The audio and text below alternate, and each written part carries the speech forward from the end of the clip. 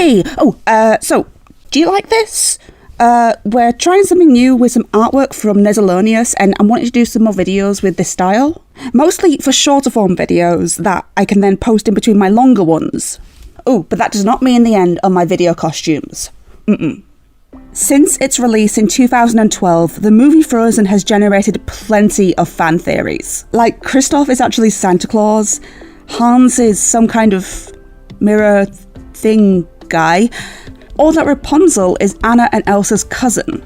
But the big one I see everywhere is that the shipwreck from the beginning of The Little Mermaid is the same ship that Anna and Elsa's parents went down with.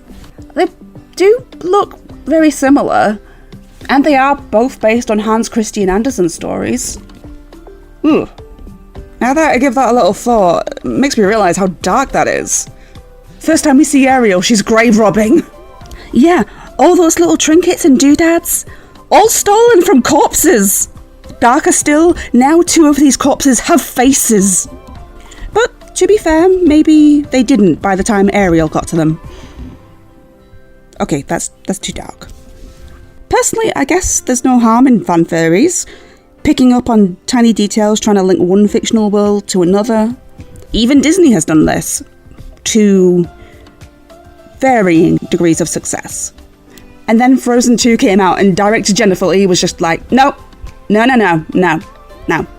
Granted, she might not know about these theories at all. I find that unlikely, but it's not impossible. Like, there's an in-joke amongst the fans that the parents were the real villains. It was their parenting mistakes that caused the rift between the sisters, and really, it was all their fault. Cut to Frozen 2.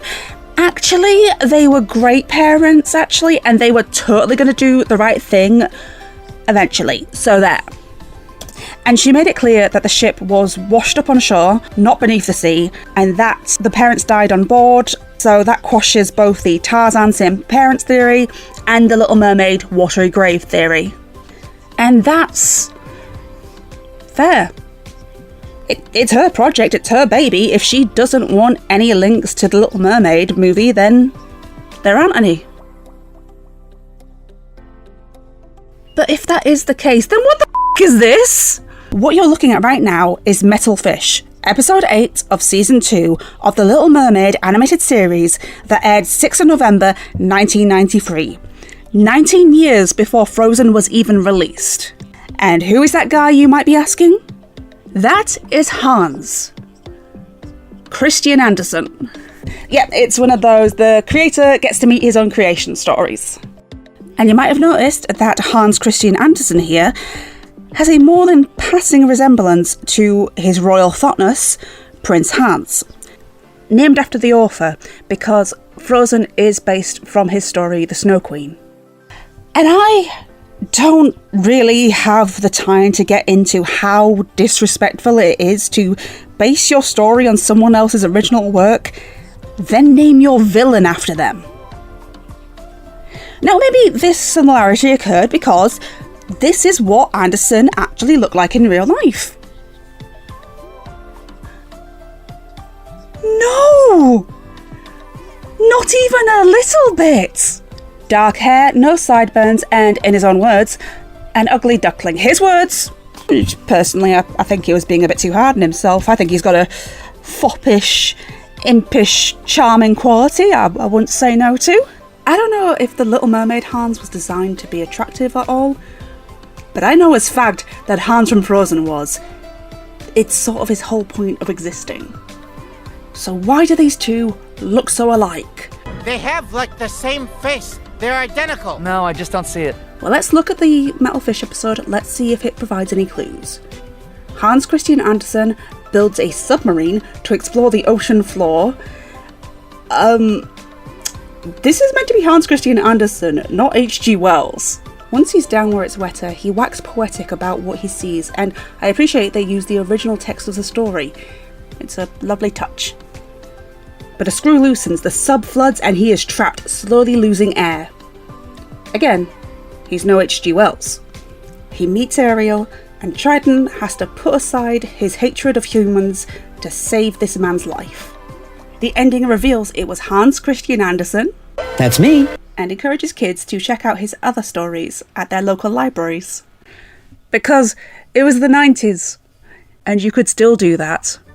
Imagine how awkward it'd be if she met him after she got her legs. Hey, how did you write that book that got so many things that were going to happen to me right? And what was with that downer ending? So not really any hints. Seems they created this version out of whole cloth, including his adorable cat. To try and figure this puzzle out, I delved into the episode's crew, looking into each person's history, seeing if they'd worked on any other Disney properties. I did come across some interesting finds, like, look at this guy's career path. Yeah, Eisner scooped you right up on his way out, didn't he? Also, that Hans Christian Andersen was voiced by Mark Hamill. Get the f*** out of here! And so the mystery deepens, and I have no explanation for how this happened. First, we'd have to figure out where these fit into each of us timelines. Past, present, future? It is freaky how much these two characters look alike at times, but the Little Mermaid's Hans seems to have been designed to be a slightly older man, somewhere in his late 30s, early 40s, rather than early 20s. Is this an older version of the prince? Is that portrait in the submarine one of his relatives? But in Frozen 2, we see what's-his-face reading a copy of The Little Mermaid as a child, which means that the episode's events would have to have happened nearly up to 20 years before the first movie. If I wanted to make all this link together, I'd probably say that this is a relative.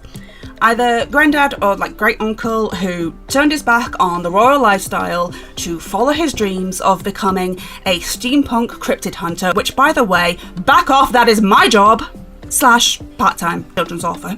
And this Hans is named after this Hans. Both my theories came to nothing, neither were inspired by how Anderson actually looked, and no one on the episode was involved with the film. So how? How did this freaky similarity happen? Did someone, somewhere on the production of Frozen, remember this episode from their childhood and wanted to pay homage to it? And if so, how am I going to find that out? This is my lost city of Atlantis! Ultimately, what is the purpose of fan theories? Taking minute, incidental, coincidental details from properties and weaving whole new alternative narratives. One theory I found that I think is an example of that is the idea that Belle is Jane's great-grandmother. The proof? They both wear yellow dresses. At that point, I think people are just looking into random colours and trying to see patterns.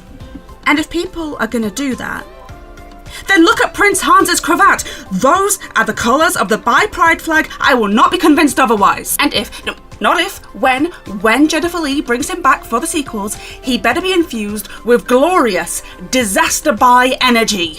Because at least that would be a way to honour the historically accurate Hans Christian Andersen.